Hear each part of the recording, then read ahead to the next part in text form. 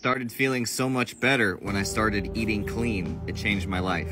Alright, so the biblical health plan is to eat clean animals for food, right? If it has a split hoof completely divided and it chews the cud, kind of like the cow or the goat, amongst the beasts, that you do eat. So this is good to eat. Good stuff like that. Animals that chew the cud and have a divided hoof are really dense in copper more than any other food in the world for the most part. That's why you hear about the lamb in the Bible multiple times, because lamb is so good for your health, and the goat is just another level. Have enough goat milk for your entire home, Proverbs 27:27. All right, let's move on to the fish. Basically, you're gonna be able to eat any fish that has scales. Make sure that the fish has scales and you're gonna be able to eat it.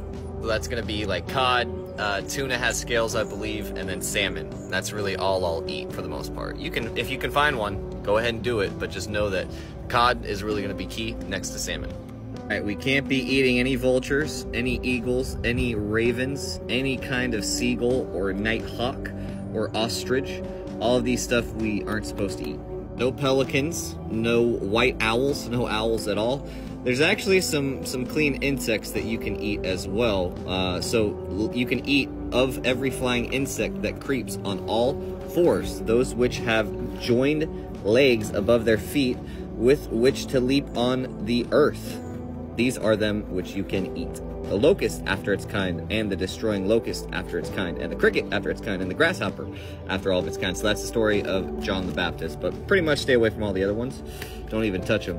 And remember, you don't want to cook anything with blood still in it. This is part of the covenant, is to basically cook or let the blood leave the body before you eat that meat, right? No being amongst you eats blood, nor does any stranger who sojourns amongst you eat blood. So we have to do this correctly and always cook your food thoroughly. And try to remove the fat. We don't really want to be eating too much excess fat, like that white stuff that hangs out on the side skirt of the steak. We kind of just want to get rid of that and go for the main part of the steak, because that fat is very difficult to digest properly. It has its benefits, but don't do that too often at least, or just try to remove it altogether and go for the thick cuts of the steak. Remember, if we guard these laws, which really just are instructions or right rulings on how to live, prayer and fasting, it helps to balance out the blood glucose, right? And it also helps to heal the red and the white blood cell count and balances it all out. So fast 12 to 24 hours a day as well.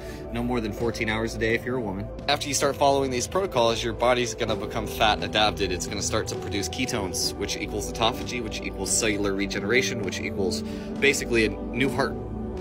And you're able to almost feel like you're reborn again with a brand new body, and you really barely age, if at all. That's the promise. That's the covenant of life, right? It's also a covenant of salt that will last forever, Numbers 18:19, and salt every offering, Leviticus 2:13. You need 5 to 10 grams of organic sea salt a day. Salt every offering. Don't you let that salt suffer from your sacrifices, from your oblations, from your meals, from your offerings.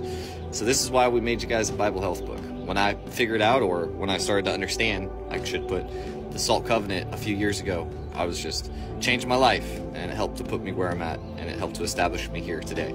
So I hope it will do the same for you. But other than that, y'all have a great day. Shalom.